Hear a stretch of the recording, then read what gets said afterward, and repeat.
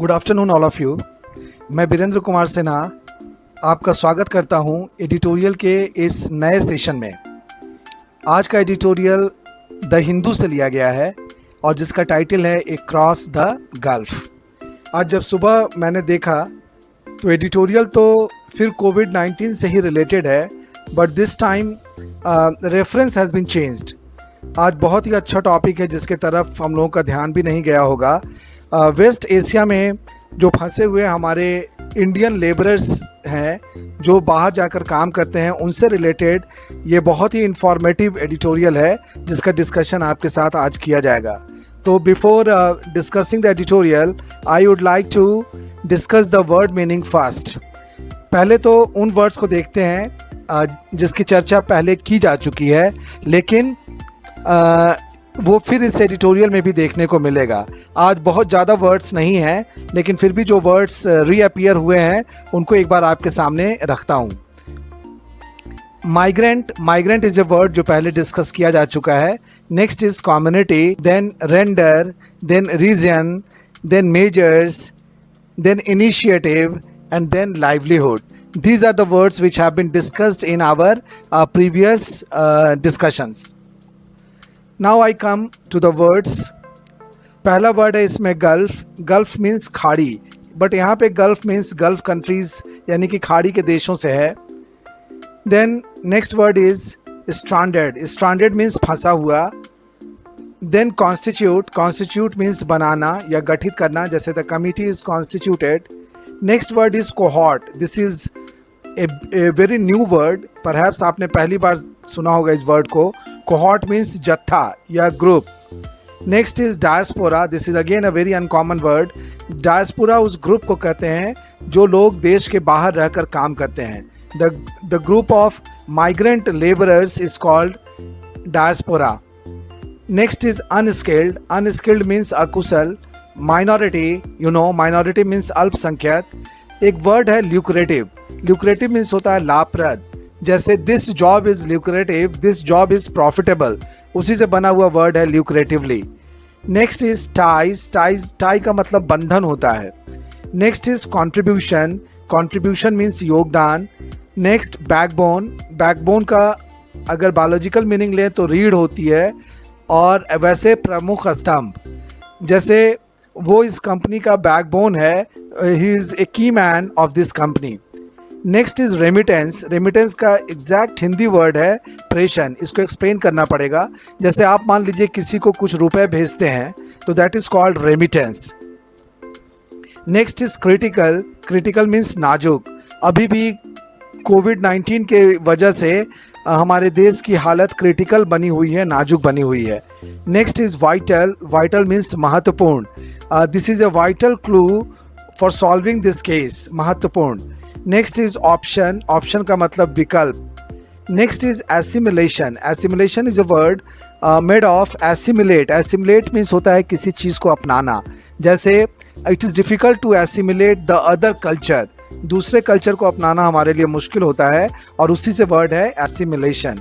Next word is intact. Intact means बरकरार या सुरक्षित, जो चीज़ जैसे है वैसी ही बनी रहे तो उसको हम लोग कहते हैं intact. Next is subsistence. Subsistence means जीवन निर्वाह, जैसे नौकरियों में कोई आदमी जब सस्पेंड हो जाता है तो उसको सब्सिस्टेंस अलाउंस दिया जाता है, गुजर बसर करने के लिए कुछ पैसे मिलते हैं।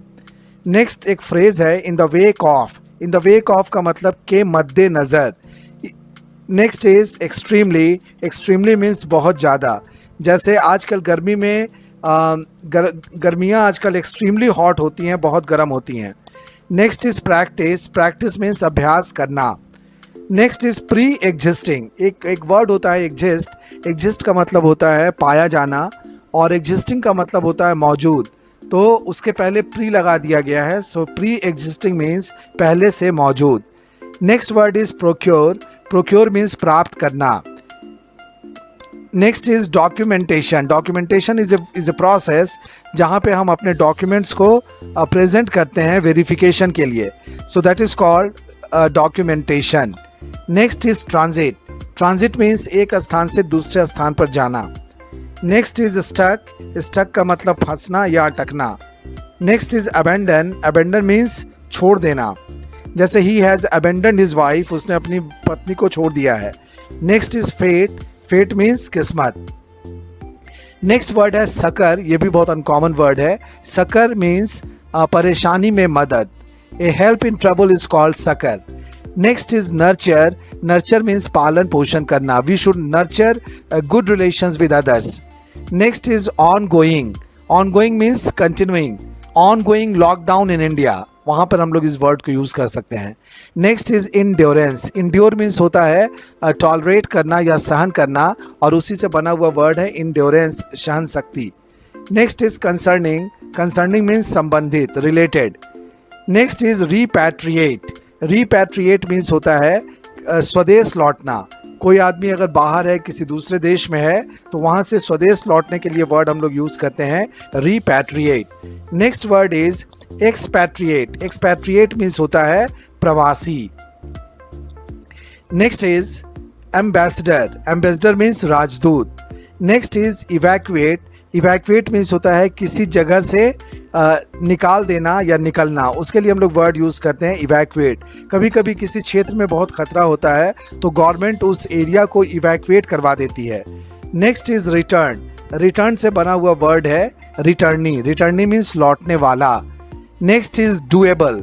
डूएबल मीन्स करने लायक. ये भी एक अच्छा वर्ड है डूएबल. डूएबल मीन्स करने लायक. Next is desirable. Desirable means वांछित, मतलब जिसकी इच्छा हो, उसके लिए हम लोग वर्ड यूज करते हैं desirable. Next is juncture. Juncture means होता है पॉइंट ऑफ टाइम या कोई खास समय. और लास्ट वर्ड है एक्सक्यूज. एक्सक्यूज का मतलब वर्ड्स कुछ डिस्कशन इसमें रिक्वायर्ड होगा. जैसे एक वर्ड यूज किया जाता है प्रवासी और एक वर्ड यूज किया जाता है अप्रवासी, तो दोनों में क्या डिफरेंस है, this I would like to explain.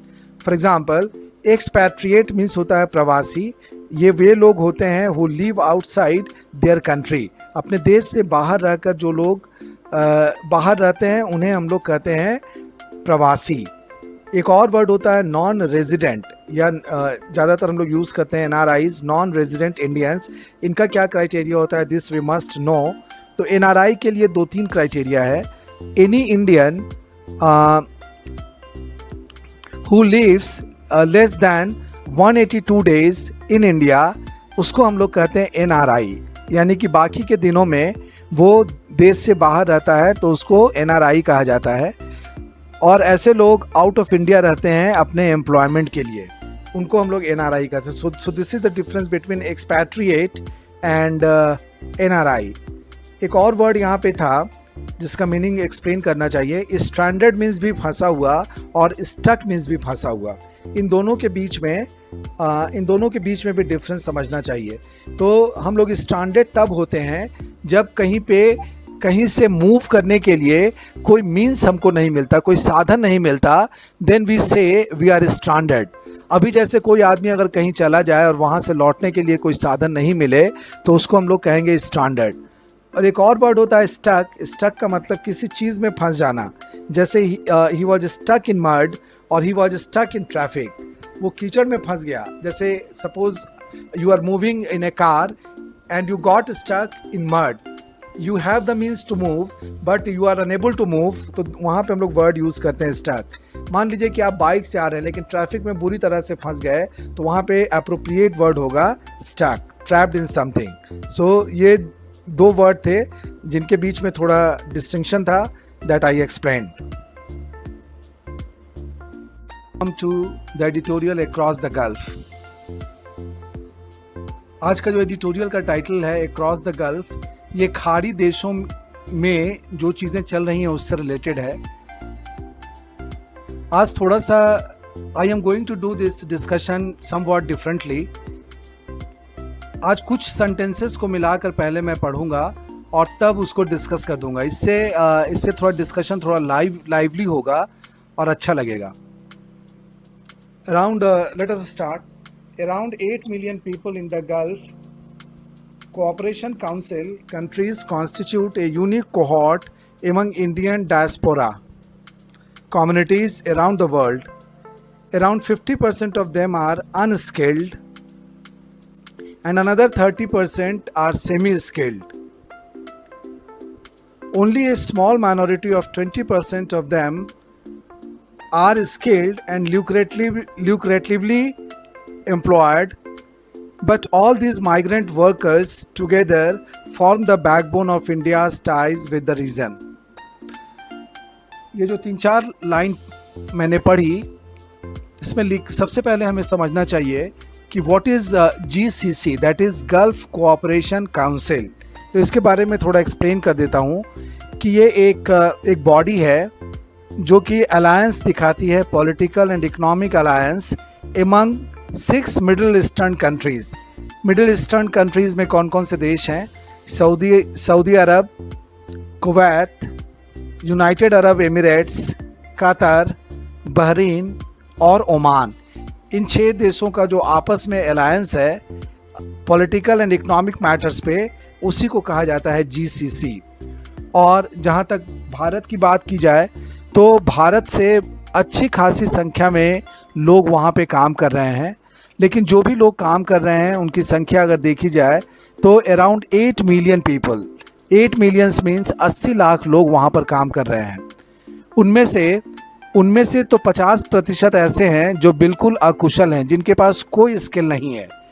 30% जो लोग हैं वो सेमी स्किल्ड है, मतलब कुछ स्किल उनके पास है, और बचे हुए जो 20% हैं वे डेफिनेटली स्किल्ड हैं। और जो स्किल्ड वर्कर्स हैं वे लोग वहाँ पे ल्यूक्रेटिवली एम्प्लॉयड है, मतलब उन लोगों की जो नौकरियाँ हैं वो हाई सैलरी पे हैं और अच्छा कमाते हैं। But all these migrant workers together form the backbone of India's ties with the region. लेकिन ये जो भी लोग वहाँ पर काम करते हैं ये एक तरह से आधार स्तंभ हैं अगर देखा जाए तो भारत और इस क्षेत्र के बीच में। मतलब ये जो 6 देश हैं इनसे अगर भारत का जो भी रिलेशनशिप है उसमें ये एक महत्वपूर्ण भूमिका निभाते हैं। Next, their contribution of nearly 40% of the total foreign exchange remittances to India is critical to its economy. Their labor is vital for the GCC economy. With no option of assimilation to their host countries, their link to the home country remains intact, unlike Indian immigrants to the West. ये जो lines मैंने पढ़ी इसके बारे में discuss किया जाए कि इसमें क्या लिखा हुआ है। तो जो 80 मिलियन लोग वहाँ पे रहते हैं गल्फ कंट्रीज़ में, और जो पैसा कमाकर अपने देश को भेजते हैं, और पूरे दुनिया में इंडियंस काम करते हैं विनो, तो उन लोगों के द्वारा जो भी पैसा हमारे देश में आता है उसका 40% पैसा गल्फ कंट्रीज़ में काम करने वाले भारतीय लोगों से आता है। उस हिसाब से अगर देखा जाए तो ये हमारी इकॉनमी के हिसाब से इन लोगों का कंट्रीब्यूशन काफ़ी इम्पॉर्टेंट है। देयर लेबर, लेकिन अगर दूसरे तरफ से देखते हैं तो ये जो वर्क फोर्स है वो GCC इकॉनमी के लिए बहुत इम्पॉर्टेंट है। इनके बिना GCC इकॉनमी भी डगमगा सकती है। आगे लिखा जाता है कि गल्फ कंट्रीज़ का चूँकि कल्चर, रिलीजन ये सब डिफरेंट है, तो भारत से जो लोग गए हैं वो उनके कल्चर को पूरी तरह से अपना नहीं सकते, और इसीलिए गृह देश से मतलब इंडिया से उनका कनेक्शन वैसे ही बना हुआ है जैसे पहले था। जबकि ये बात उन भारतीयों पर लागू नहीं होती जो वेस्टर्न कंट्रीज़ में काम करते हैं। वो वहाँ के कल्चर को में अपने आप को एसिमुलेट कर लेते हैं, और इंडिया से उनका जो कनेक्शन होता है वो थोड़ा वीक पड़ जाता है। यहाँ पे एक वर्ड और डिस्कस करना चाहूँगा। एक न्यूट्रल वर्ड है माइग्रेंट। माइग्रेंट मीन्स होता है एक जगह से दूसरी जगह जाकर रहने वाले को हम लोग माइग्रेंट कहते हैं। इससे निकला हुआ 2 वर्ड है। वन इज़ इमिग्रेंट, आई से शुरू होता है जो यहाँ पे लिखा हुआ है। इमिग्रेंट वैसे व्यक्ति के लिए यूज़ करते हैं जो किसी दूसरे जगह से हमारे यहाँ आता है। Suppose a person comes from America to India, then from India point of view he is an immigrant. और एक और वर्ड बनता है इमिग्रेंट। अगर हमारे देश से कोई बाहर चला जाता है रहने के लिए तो उसको हम लोग कहते हैं immigrant. Suppose an Indian goes to America, then from India point of view he is an immigrant. So this is the difference.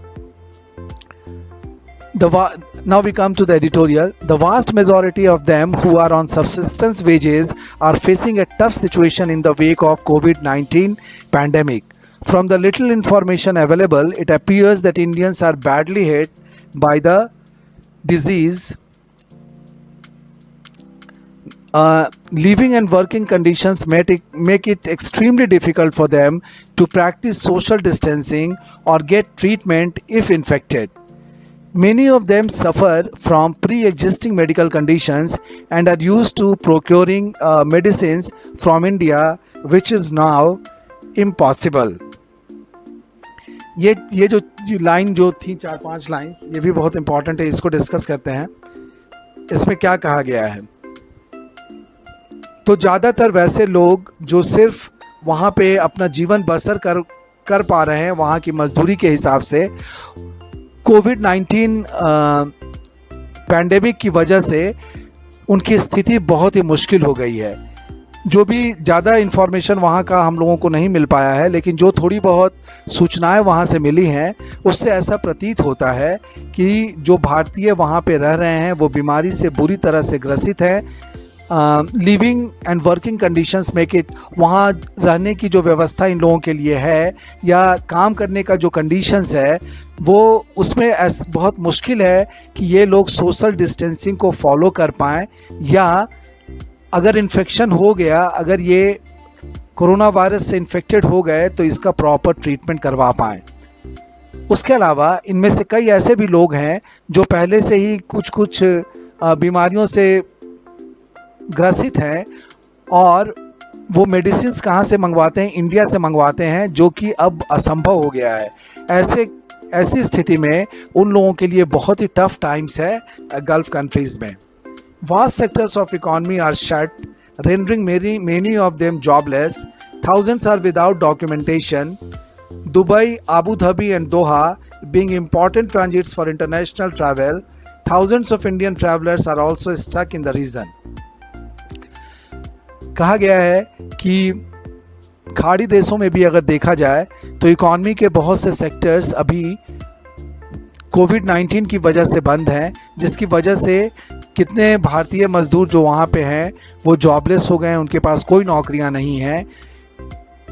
उसके अलावा हजारों ऐसे भी भारतीय वहाँ पे फंसे हुए हैं अभी जिनके पास प्रॉपर डॉक्यूमेंट नहीं है. मतलब वो वहाँ चले तो गए हैं लेकिन प्रॉपर डॉक्यूमेंटेशन उनका नहीं है.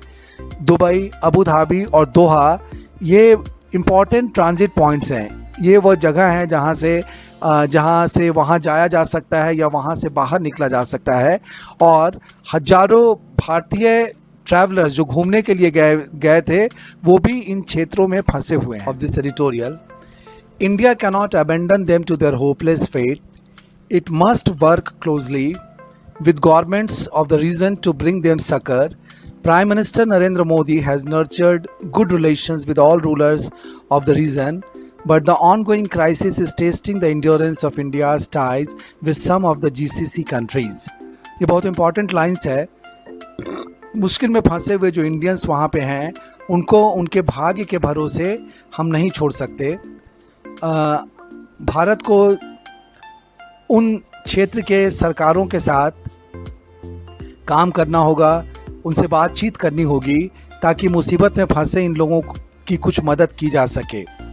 हालांकि हमारे प्रधानमंत्री नरेंद्र मोदी जी ने इन 6 देशों के शासकों के साथ अच्छा संबंध बनाए रखा है, लेकिन वर्तमान में जो संकट की स्थिति है इसमें ही जांच होगी कि हमारे जो संबंध हैं वो इन देशों के साथ कैसे हैं, इसमें कितनी प्रगाढ़ता है. मुसीबत के समय में ही इसकी जांच हो पाएगी. The UAE government has said it might revise current partnerships concerning labor relations with nations refusing to cooperate with measures to repatriate private sector expatriates who wish to return home. हालांकि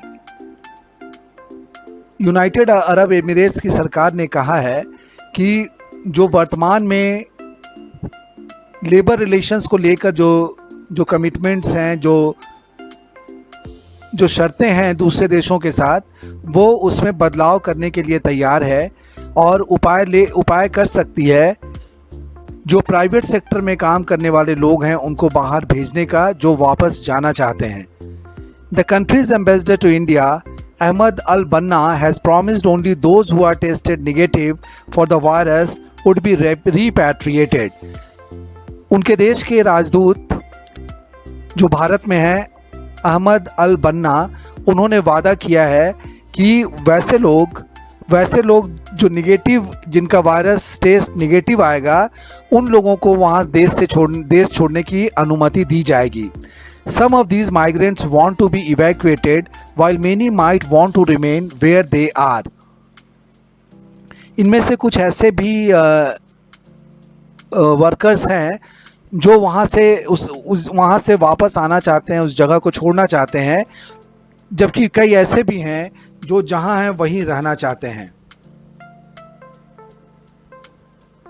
Pinarayi Vijayan, the Chief Minister of Kerala, which is home to more than 2 million Indian immigrants in the Gulf, has said the state is prepared to receive returnees and provide them care. Uttar Pradesh, Bihar and Punjab have a significant number of people in the Gulf. Kerala के मुख्यमंत्री पिनारई विजयन, उन्होंने कहा है कि केरल से जो भी लोग गल्फ कंट्रीज़ में गए हैं वो तैयार हैं उन्हें वापस लेने के लिए, और साथ ही साथ उत्तर प्रदेश, बिहार और पंजाब, यहाँ से भी काफ़ी बड़ी संख्या में लोग गल्फ़ में काम करते हैं। केरल, अगर हम केरल की सिर्फ बात करें तो 8 मिलियन जो total Indian population gulf countries में है, उसमें से 2 मिलियन सिर्फ केरल से हैं। Means 25% of the Indian population working in gulf countries is from Kerala only. The center must take the initiative to bring together state governments and work out arrangements with national governments in the region in a manner acceptable to all. It will certainly take some effort to arrive at what is doable and desirable at this juncture, but there is no excuse for not doing that. अभी केंद्र सरकार की भूमिका बहुत महत्वपूर्ण है। केंद्र सरकार को क्या करना चाहिए कि अपने यहाँ के राज्य सरकारों और जो 6 देश, गल्फ़ कंट्रीज़ के जो 6 देश हैं, उनकी सरकारों से बातचीत करके कोई ऐसा रास्ता निकालना चाहिए जो दोनों लोगों को सूट करे और वहाँ के फंसे हुए भारतीयों को भी मदद मिल जाए।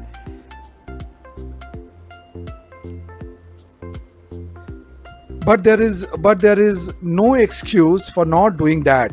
लेकिन नहीं करने का कोई बहाना नहीं चलेगा। ये संकट की घड़ी है, मुसीबत की घड़ी है, और इसमें सरकार को अपना एड़ी चोटी का पसीना एक करना पड़ेगा भारतीयों की मदद करने के लिए। That is the least India can do for these people whose search for a livelihood has done the country so much good.